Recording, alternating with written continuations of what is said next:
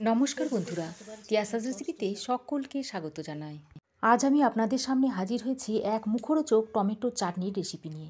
একেবারে অনুষ্ঠান বাড়ির স্বাদে ও স্টাইলে বানানো এই টমেটোর চাটনি আশা করি আপনাদের ভালো লাগবে। এই শীতে টমেটোটা প্রচুর পরিমাণে পাওয়া যাচ্ছে আর কম দামেও পাওয়া যাচ্ছে। আপনারা চাইলে এরকম টমেটো চাটনি বানিয়ে অনেক দিন ধরে সংরক্ষণ করেও রাখতে পারেন।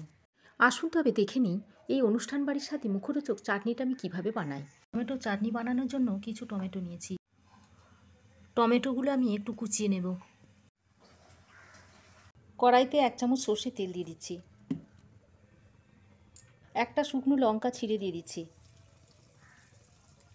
1 চামচ 5 ফোড়ন দিয়ে দিচ্ছি।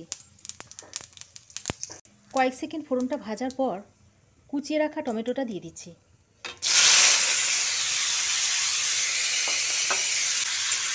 টমেটোটা দিয়ে একটু নাড়াচাড়া করে নিচ্ছি।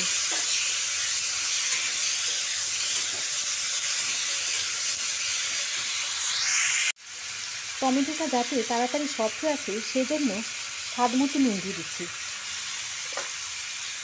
নুনটা দিয়ে টমেটোর সঙ্গে মিশিয়ে নিচ্ছি। তারপর সামান্য একটু জল দিয়ে টমেটোটা সেদ্ধ হতে দিচ্ছি।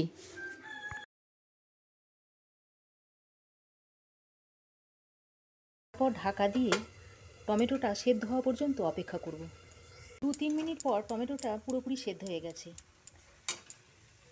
এবার টমেটোটা সেদ্ধ হয়ে গেলে পরিমাণ মতো হলুদ দিয়ে দিচ্ছি। হলুদটা দিয়ে একটু ভালোভাবে মিশিয়ে নিচ্ছি। এবার পরিমাণ মতো চিনি দিয়ে দিচ্ছি। যে যেমন মিষ্টি খান সেই অনুযায়ী চিনিটা দিয়ে দেবেন। প্রথমে অল্প করে একটু চিনি দিয়ে মিশিয়ে নিচ্ছি।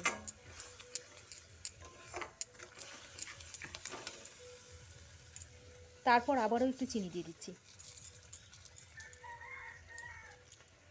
আমি এখানে 150 থেকে 200 গ্রাম মতো চিনি দিয়েছি।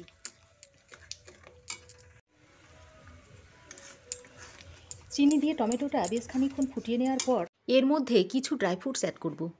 এখানে আমি কিছু খেজুর ও কিশমিশ নিয়েছি, এগুলো এখন দিয়ে দিচ্ছি। খেজুর ও কিশমিশটা টমেটোর সঙ্গে মিশিয়ে দিচ্ছি। এখানে আপনারা কাজু, আমসত্ত্ব এগুলোও দিতে পারেন। টমেটোর চাটনিটা আমার প্রায় হয়ে এসেছে। এবার এখানে 1 চামচ ভাজা মশলা দিয়ে দিচ্ছি।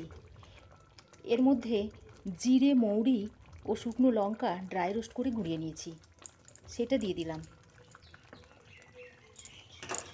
এবার চাটনির সঙ্গে একটু মিশিয়ে দিচ্ছি। চাটনি তৈরির শেষের দিকে যদি এভাবে একটা ভাজা মশলা দিয়ে দেন তাহলে চাটনির স্বাদটা কিন্তু আরও বেড়ে যায়। দেখুন, দেখেই মনে হচ্ছে চাটনিটা খুবই মুখরোচক হবে। দেখুন চাটনির কালার কত সুন্দর এসেছে দেখুন। এভাবে তৈরি করে আপনারা স্টোর করেও রেখে দিতে পারেন। এবার একবার ফুটিয়ে নিয়ে নামিয়ে নেব। চাটনির যে ঘনত্বটা দেখুন সেটাও একেবারে ঠিকঠাক হয়েছে। এভাবে টমেটোর চাটনিটা বানিয়ে খেয়ে দেখবেন। আশা করি আমার এই চাটনির রেসিপি আপনাদের ভালো লেগেছে। ভালো লাগলে একটা লাইক, শেয়ার ও কমেন্ট করবেন।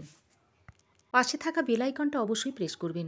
আমার চ্যানেলে নতুন বন্ধু হয়ে থাকলে প্লিজ চ্যানেলটা সাবস্ক্রাইব করার অনুরোধ রইল। আজ এ পর্যন্তই। আবার দেখা হবে নতুন কোনো রেসিপি নিয়ে নেক্সট এপিসোডে। সে পর্যন্ত ভালো থাকবেন, সুস্থ থাকবেন।